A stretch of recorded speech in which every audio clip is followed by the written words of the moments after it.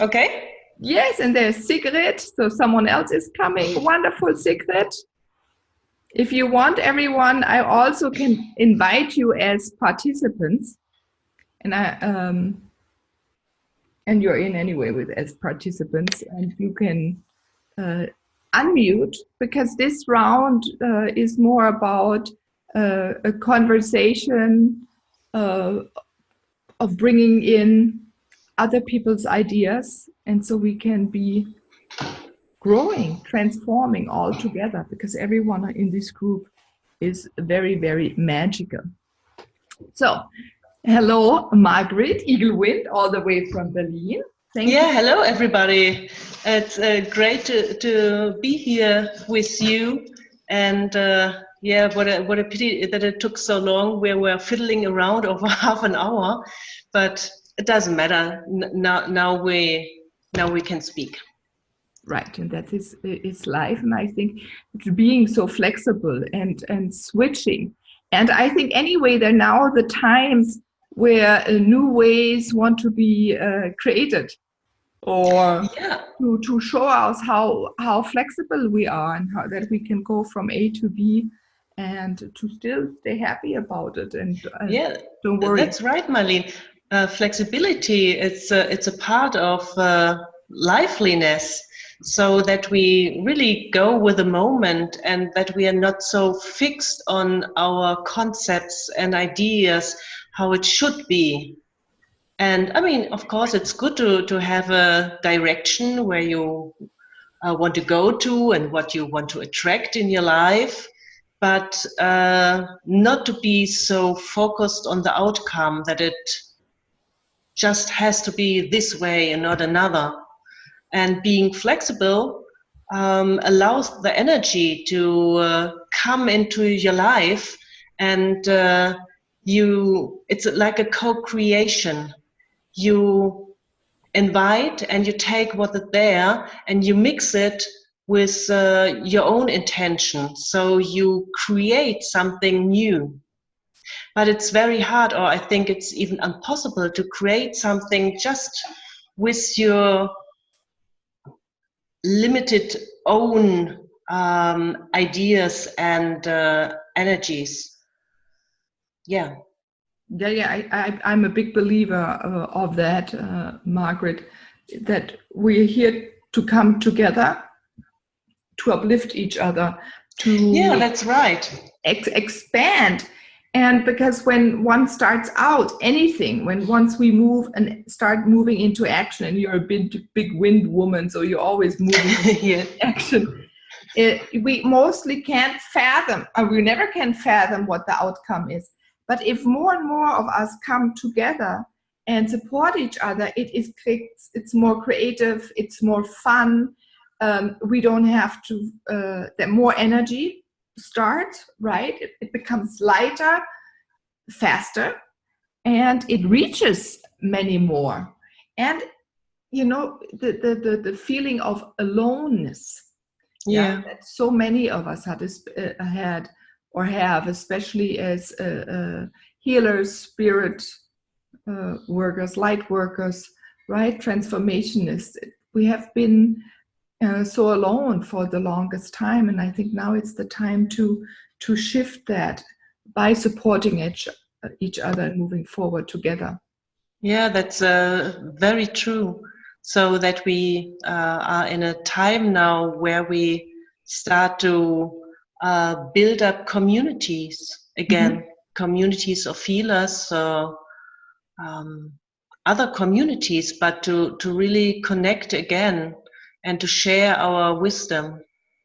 And if we share our wisdom, something third will create out of that.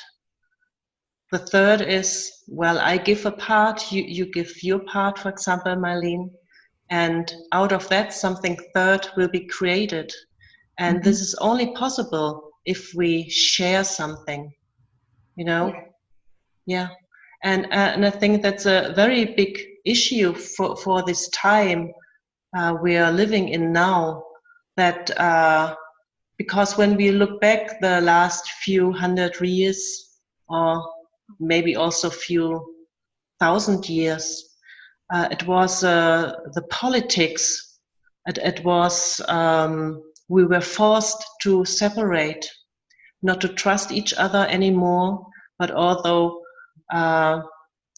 the government started already 1,000 years ago to really divide people, to divide the families, the clans, and so that we think we have to be alone, just with our little own family, like partner and maybe kids or maybe the parents. That's all.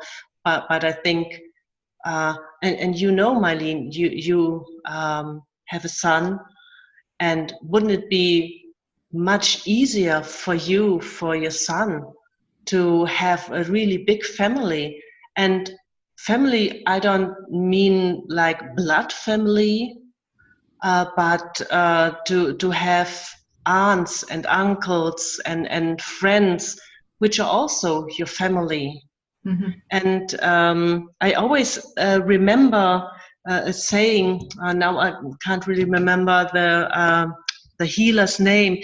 She already left the earth. She's African, and she was chosen from the elders to come to Europe, to the States, to share the ancient knowledge of the part of Africa where she's from. And but she was raised in a traditional way, and that means so the whole village is your family. All the women, elderly women, were her mothers. So she had at least, let's say, 10 or 15 mothers who were always around. And that's so beautiful.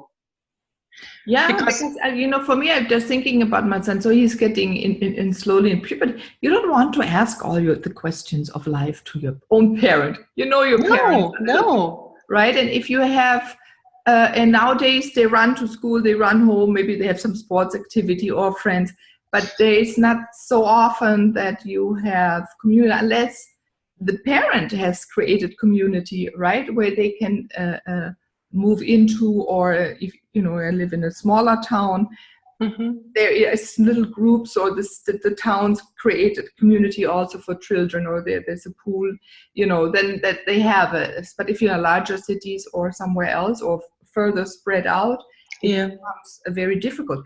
And I would love to invite Susan or Sigrid, do unmute and bring in your beautiful wisdom and also your ideas, because the question that comes to my mind, Margret, is also, so how do we, so if we have been trained not to live in community, have been pulled apart for the last thousands of years, so what are new ideas? And also Susan or Sigrid, what are new ideas or new actions or new tips you can provide to change that, or out of your experience, or maybe new ideas? Yeah, I think it's important to find your own curiosity again, your curiosity about people, but also about life, and to see or to be curious about, how is he or she doing that? And you know, we are so suppressed by this strong feeling of shame. And so that we think, we are not worthy enough, and so I just keep it all for myself because I might be judged. And you know, and that's such a strong feeling. But okay, if we feel this insecurity or shame, okay, then we feel it. But still, obviously, we have a very lively energy in us, because also sometimes we laugh. We have humor, don't we? And if we have humor and we laugh together, in this moment we feel open to the other person we are laughing together with. And so we can share, we have this ability.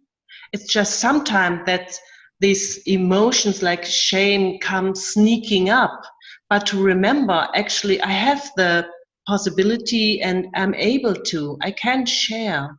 And it's more to ask yourself, okay, I do feel a bit insecure now. Okay, but do I have this curiosity about this other person? Yes or no? Am I curious? And if you're curious, so yeah, dare to ask a question, or to share a little thought, and to build it up. Not to start with the most intimate things, but to start with a little conversation, and see how this resonates in your body if you do this, if you open up a little bit, and also to see how the body of the other person resonates. Like, what is the facial expression? How do the eyes look? Because in the moment we open up, we see this mirroring in the other person. Usually, that the eyes become softer, that the muscles around the eyes become less tense, and that we have less tension around our jaw. Right, it's a rejuvenating, and the laughter and having fun, and one starts dancing, right? Because in German, the word Stimmung arises. Yeah. Oh, let me see. Sacred says she can only. Right, she is. Oh, that's funny. She teaches laugh yoga. Oh, right. And she sings in a choir. I'm translating for Susan.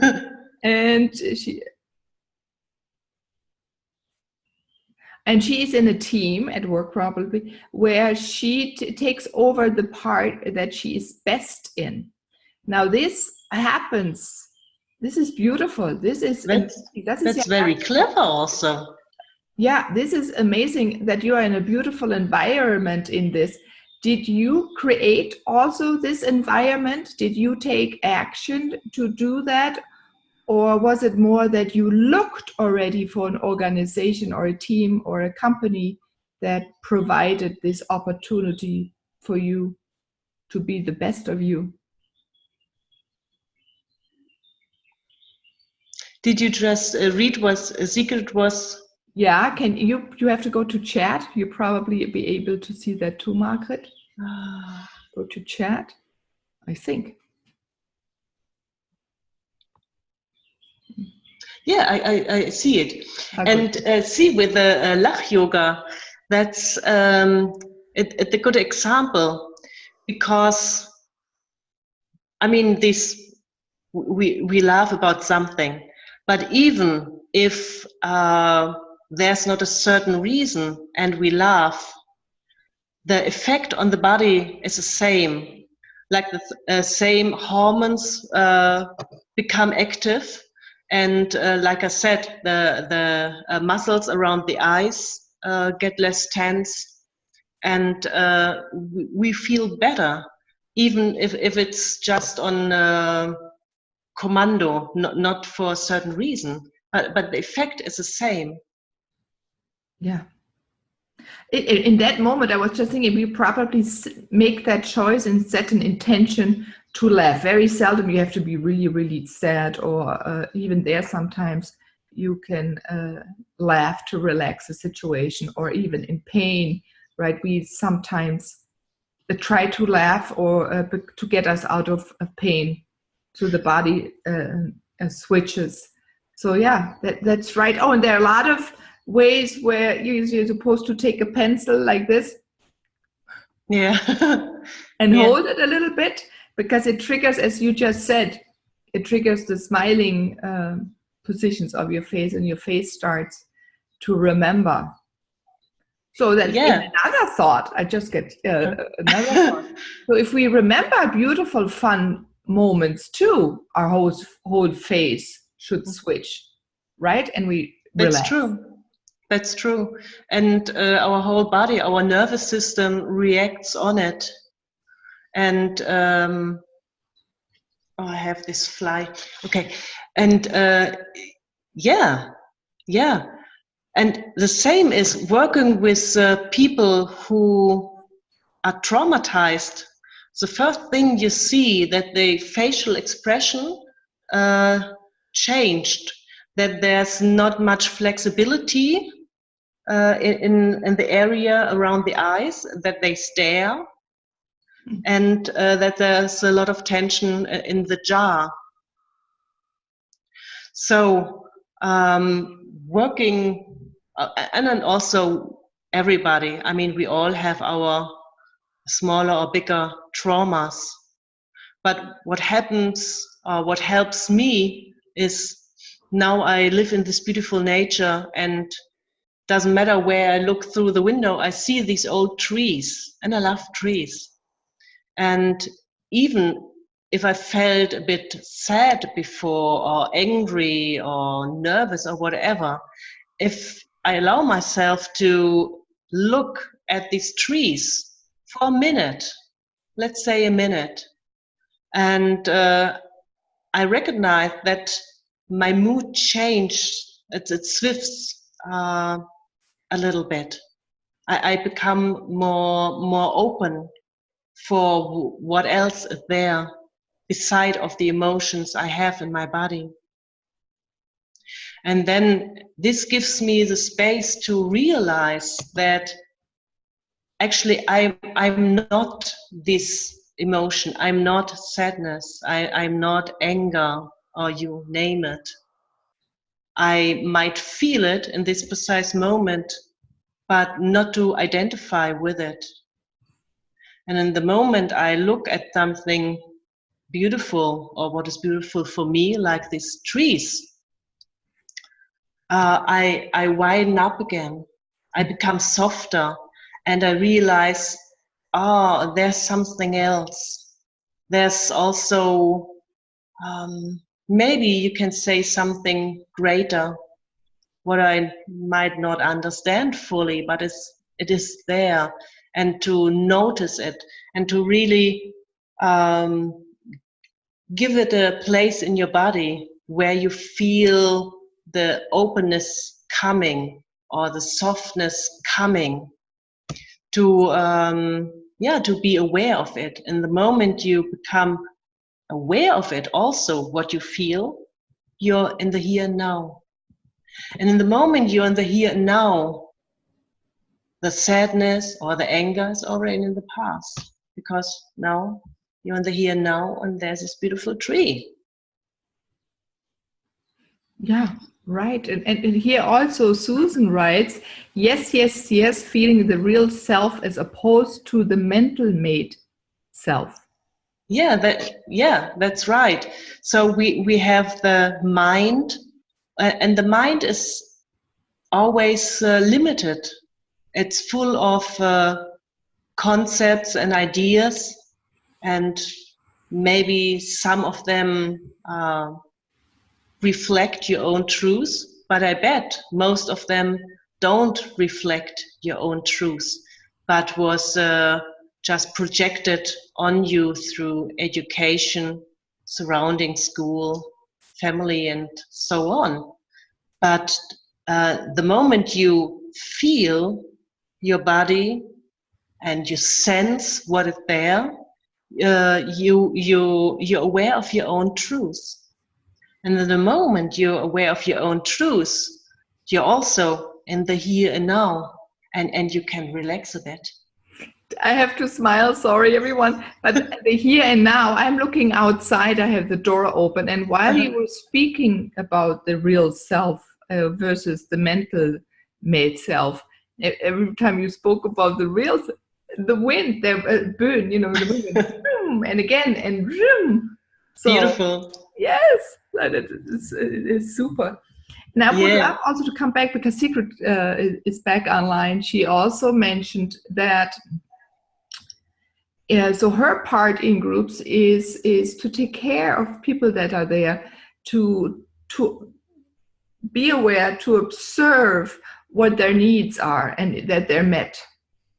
Mm-hmm. It is beautiful, yeah. So are people, that means that you have to have a good conscious, are there observer, you're a good observer, Sigrid, noticing it, yeah. And Margret, you too, is becoming aware also when we meet people, because I want to keep it a little in the trauma, to see how the eyes are, right? When we read people, when we meet people, when we engage, we relate to people, maybe when we notice that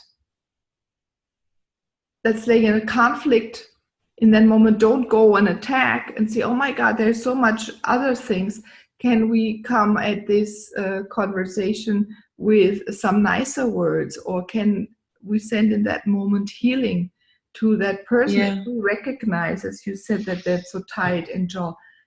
Because then anything what we would have said before is really not important, because they can't even take it in or That's hear true. it, right? So that we as healers, as mothers, as go As sisters around the world, as sisters, you know, I'm just thinking, going to teach, whoever we converse with or talk or relate with, that we observe who's the person right in front of me, and to give them support, so that we don't even sometimes have to speak out that we need help. But sisters, you know, that we see right away, the person right there just now maybe needs an embrace, needs different words, needs a different direction of thought. Yeah, just come. Yeah, that sounds very beautiful, Meilin. Yeah, to stay with you, to stay centered in you, and while you stay centered in yourself, to realize what the person you're looking at might need, or is not possible to give, to share. Mm-hmm. And instead of wanting the other person saying something to you or acting in a specific way, but you already know he or she is not able to do it, so Mm-hmm. why asking it for it? Instead of okay, staying centered in you and realizing it.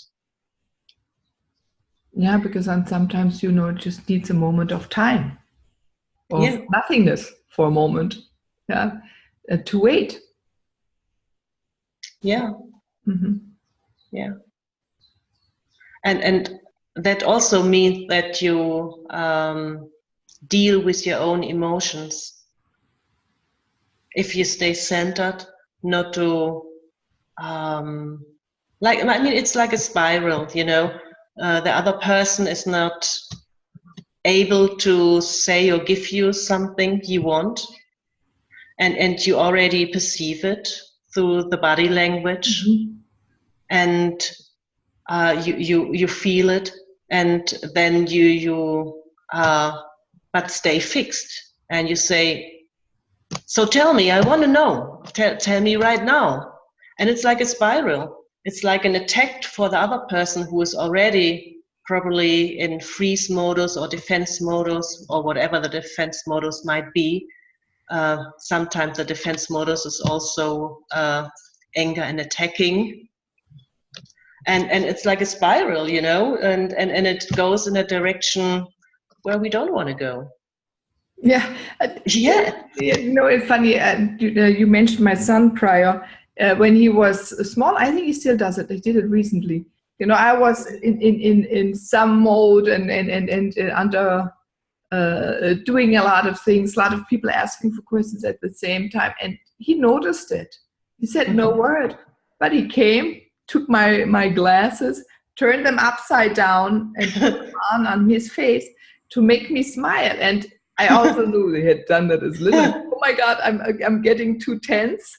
Yeah. So he found a fun way to release the tension, or just to get me out of that fixed state, because he also knows I don't like to be in that, and to get me back into moving. So children have that talent. So I think it's also a good idea that we observe our children more often, and how do they do it, and and learn in a way from them. Yeah, because their emotions are usually not fixed. So that emotions come and go, because the problems start when we are fixed on a certain kind of emotion, like sadness, for example. So saying, oh, I have this deep sadness and I probably have it all my life. And I'd probably be sad for the rest of my life because it just belongs to me. I guess I'm a sad woman. And to say, no, you're not a sad woman. You might experience a deep sadness, but that doesn't mean that if you get some help, you can shift, you can let this emotion free, that it can develop in something else, because it doesn't belong to you. It doesn't belong to your core being. I really think that to our core being, our essence, there are no feelings or emotions like this anger and sadness. That has a lot to do with our upbringing, and that we didn't learn, like our parents, how to deal with certain kind of emotions. That many women, for example, really learned how to suppress anger, that they don't, or many people think that aggressiveness is something bad, but actually a natural aggressiveness belongs to your life energy. It's your life force, because also this natural kind of energy means to say to somebody, oh, I like that, or let's do something, or I really love you. For this you need this approach, and you can't approach somebody or something if you don't have this natural aliveness. I don't talk about destroying, but it's this life force. Yeah. There is this, and as I want to read really quick, Susan says, I love what you have just said about getting out of the fixed state. Often, I noticed once I was watching a recorded stage performance, and the woman was checking the energy fields. Her name is, part of her name is Eden, I forgot the whole name. And so, and then she fixed it. But what was interesting to observe, that many take our life force and we go backwards. We can't even move forwards. Or if we had trauma in certain aspects, we always move backwards, or not even, physically moving, or just leaning back. It's difficult to move forward. And if you have read books about body language, you're right. As soon as there's a body shown moving forward, they say, oh, aggressive, this undertone to really control people. But you need sometimes forward motion, because we're not fixed. We're not, this I think, that comes from a certain cultural period about 200-300 years ago, where we had to stand straight, observe every muscle in our body, and we still have it in etiquette, and I think it's time to let go of. Yeah, and then definitely. Breathe, your stomach has to be pulled in. You have to be a beautiful woman, right? You can't even taste the food you're supposed to eat, and you eat in a certain way, how you have to hold your spoon and how big the size is, how you have napkin, all these things. But it has trained us to be in this condensed and not to move out of that state.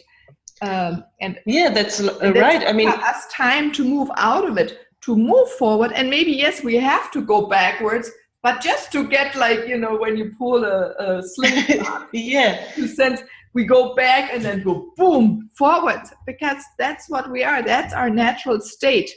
Let me see.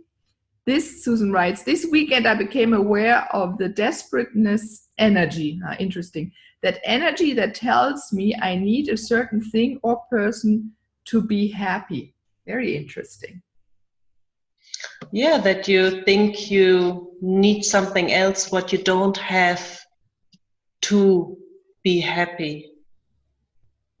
But see, I think you're alive, and if you feel the aliveness in your body, everything will start moving. And right now, I mean, you breathe in, you breathe out, so you have this life force going through you, in you, out you, all the time. And if you connect with it, it's also a moving, it's a movement. It's going inwards, doing something, going outwards, doing also something. And it's this movement continuously. And if you connect with this movement, you will realize that the aliveness you feel in yourself is the basis of your happiness, is the basis of what you're looking for or what you think you don't have. And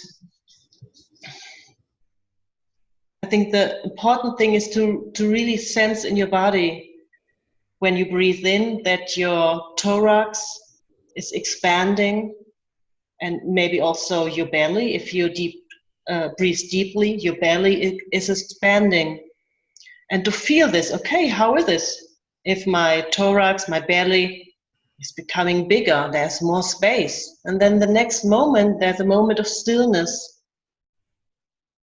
before the next breath, the next inhalation comes. And how is this second of stillness, to sense this in your whole body? And how is it to exhale? So when the thorax, the belly becomes a bit tighter again, and you feel more, you probably feel your muscles. And then in the next moment, it goes out again to connect to the rhythm of life. And the breathing rhythm is something very individual. So you have your individual rhythm in you. And you have it right now, right in this second, where you're inhaling and exhaling, and there's a second of stillness in between. And if you're aware of this rhythm of life, you feel your aliveness. And that the most important thing, doesn't matter what else you have to live through or had to in the past, you're alive right now.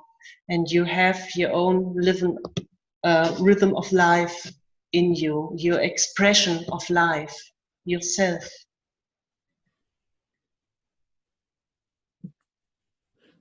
Okay, while you were speaking, it's like I was sensing, in your logo you have this the swirling of the wind, and I was noticing it was going right through my body. You heal as you speak. Yeah. And see this, if you connect to rhythm, to movement, and that's why also music therapy works, or one of the reasons. It has an impact of our Kleinhirn, cerebellum. I don't know in English. Cerebellum is probably also in English. And the frontal lobe, I think, the small klein is hinten. Wo ist das Kleine? Yeah, it's in the back. Yeah, it's above the stem brain. So we have the cortex, the newest part of the brain, and underneath. So developmentally, there's certain, you can say that the three union brain. The oldest part is the cortex, what has to do with analyzing and the mind thinking and planning what comes next. And then you have the cerebellum, what has to do with the limbic system, what has to do a lot of emotions. And then the brain stem has to do with pure survival, let's say breathing also.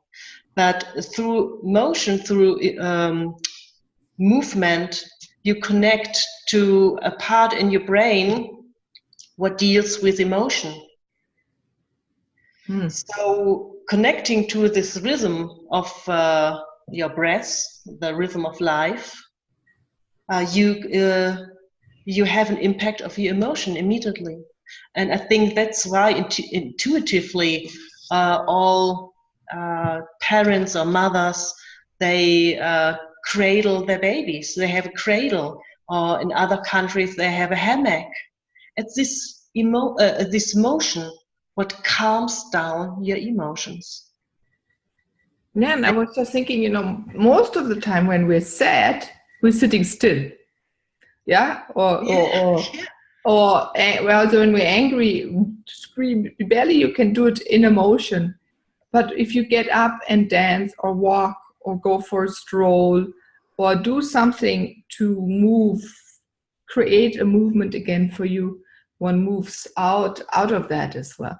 And I wanted to ask Susan or Sigrid if you have any questions for Margret, and it can be anything. Yes, please. To your mind right now at this moment. Yeah, I'm very open to answer as best as I can. Unmuted, she can speak. Yeah. And speaking about trauma, I think there are so many also in medicine. Still, there are so many concepts, and it's very often understood and not treated right. Well, and so in the workshop what I give in Glasgow in Scotland in August, we are going to learn a very ancient technique. It's a tribal technique, but also get a bit of knowledge. What is trauma? What's the definition of trauma? And to get a bit straight, what happens in your body? What are the physical reactions of the body that we understand? For example, Susan or Sigrid were mentioning freezing, and so when we freeze, it's a reaction of our nervous system, and we can't decide, oh no, I'm going to freeze, or no, I'm going to melt up again and be alive or feel alive again. We can't do it consciously. It's an inner process. And many people who have the tendency to freeze, they are hard on themselves and think that it's their fault, or that they are not able to go on. But you can't influence it.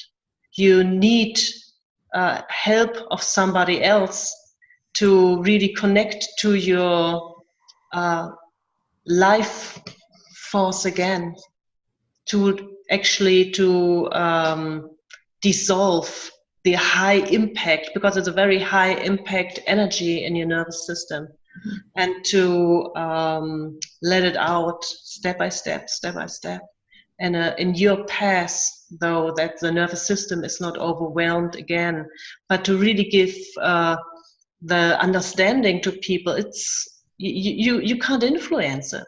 It's a physiological reaction of your body, what has to do with survival. And well, you did survive, so it worked.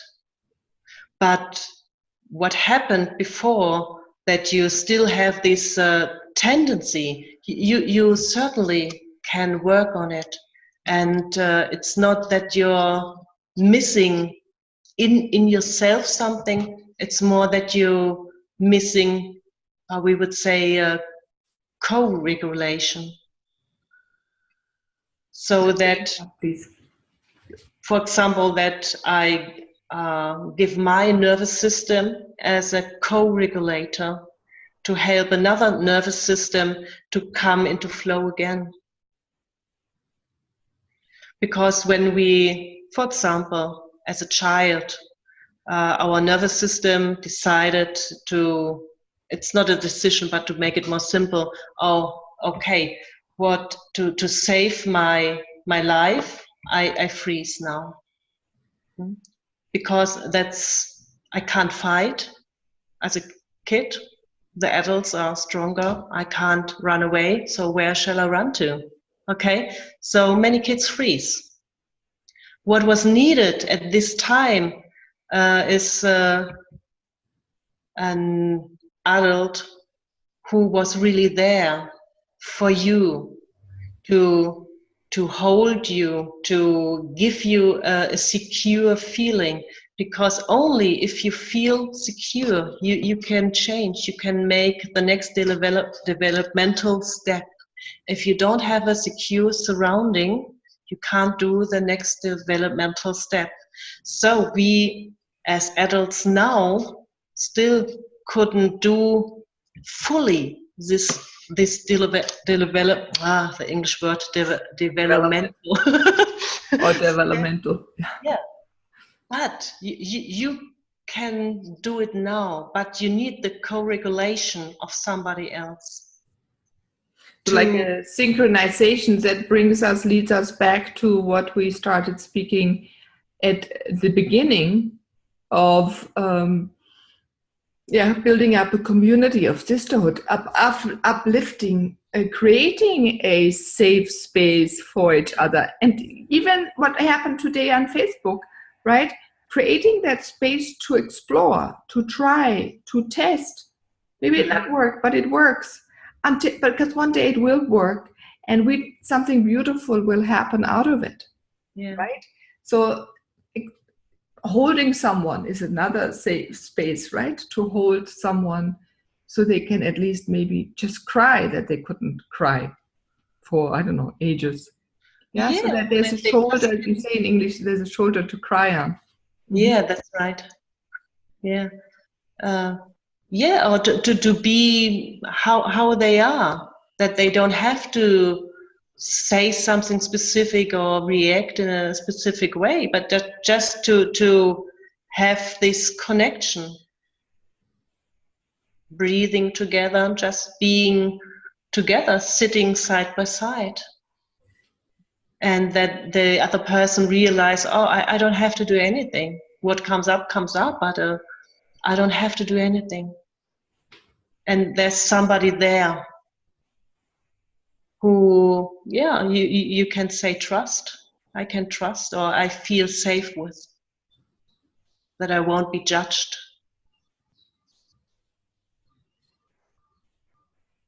Yeah, there is these people that come to your home, so they just cuddle with you. This is really then also a perfect solution, that there's someone where they don't feel alone, that you don't feel like you have to fight by yourself. Often it comes, that you don't have to be strong by yourself. Especially, I think this is the big dilemma for many women. We're very communal, but we've been trained. We women together with children and collecting together, cooking together, and yes, maybe the men then would go hunt, but even there they went hunting together. Maybe sometimes you sit by yourself and hunt. But we were tried to be made by men, and maybe for a certain phase it was important for us to do that. But then to let go again and become the other side. And I think in our culture, more Northern European, or at least Germany, I know, I think a little bit in England, we never got back to our communal lifestyle. I know in other European there they have more this sisterhood, this womanhood, right? Where they come together. I was just speaking yesterday with someone about that. They have this bathing time where you go baths. You go together in groups and you hang out together and you laugh. This is missing. The only time mostly here, if I observe the younger generation, you together, if you look at the for school or when they go out and drink. And this is not, it's not the optimal, let's put it this way. So, but that they can create and feel free to just be together, to support each other with even the intention of we're here for each other to bring us to the optimal, how we can be within our body. Yeah, and it was a very nice example you said, Meilin, with going out to the baths. I mean, there's this tradition of the hammam, and go to the sauna, and you go naked, and it's okay to be naked, and you wash your friend, and it's not sexual at all. But it's just this comfortable being together, and not to be ashamed of your body, but to have a good time in the hammam, for example, or sauna. Yeah. Yeah, I just told yesterday, as the person I had my discussion with, I said, yeah, so the ultimate thing to be really feel free and safe is when we can be naked, and if we can, and too many cultures is going backwards. I remember when I was young, women in Germany were topless, where you were in Italy, in the beach, there were so many, and this is disappearing. So I worry a little bit, but that there's less security, or the young girls say they can't, they have to put makeup up and have to wait for the boyfriend to fall asleep before they can take it off. And here is Susan wrote, I don't feel a sense of sisterhood here in the UK with people of my own age, but do connect with the elderly mother friends I have. So this is really interesting. Why don't we feel comfortable with the same age group, or does it go back to what you spoke about, that the children can go to other mothers to get comfort? Because I don't know.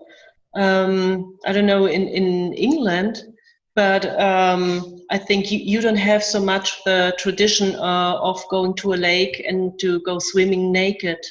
In Germany, it's a bit different.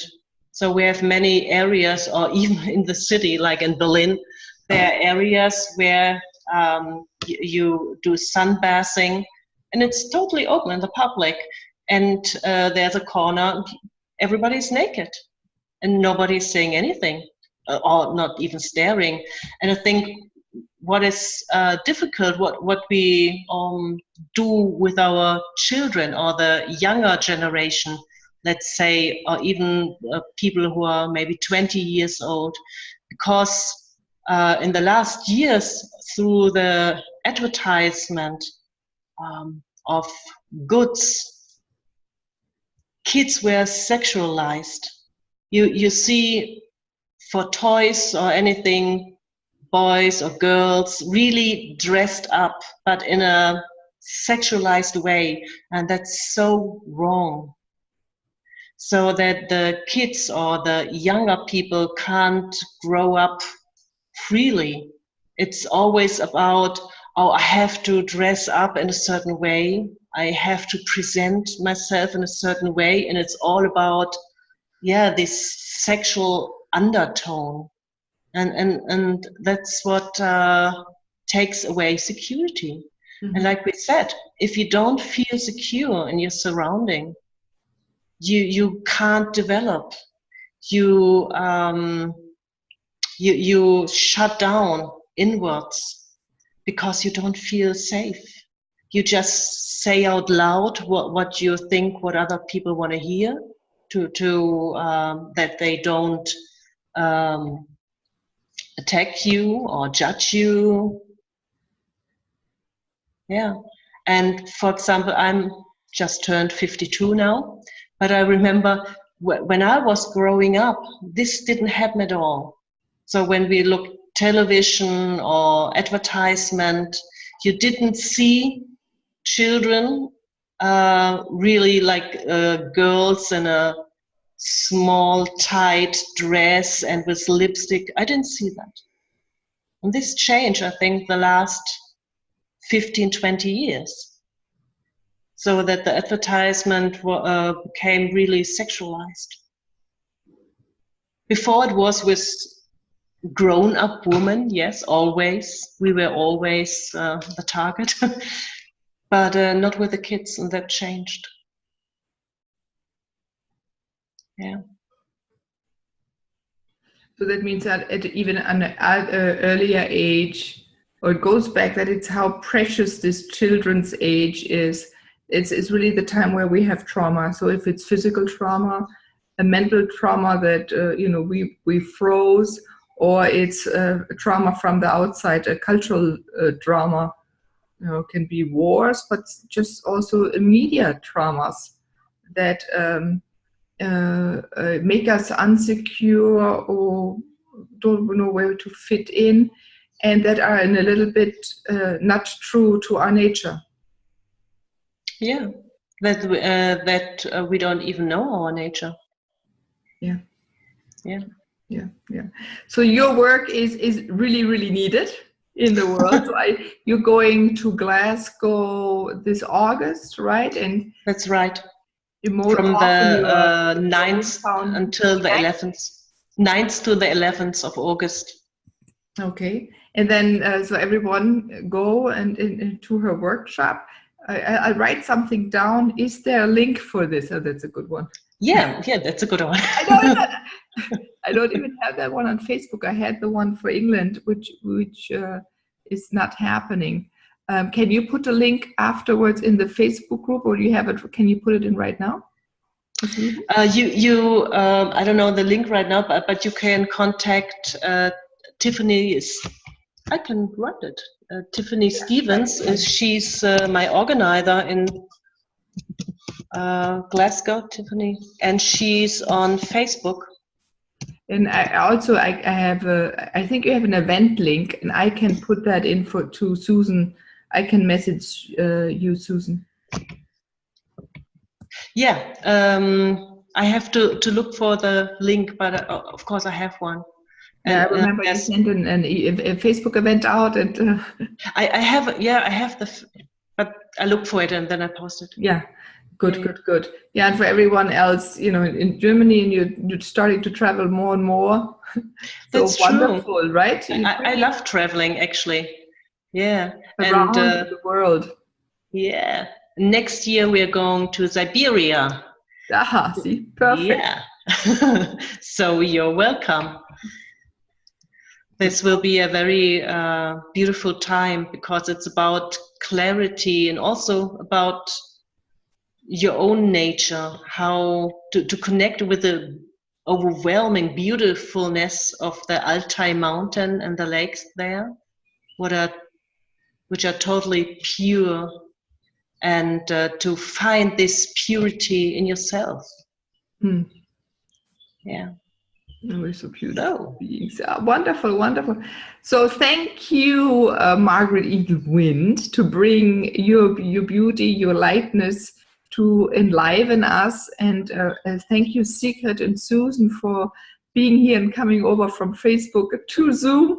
Yeah. And to share also what your thoughts have been, and how you're living liveliness and whatever we spoke about, and to give tips. Yeah, thanks a lot to you, Meilin. It was great again.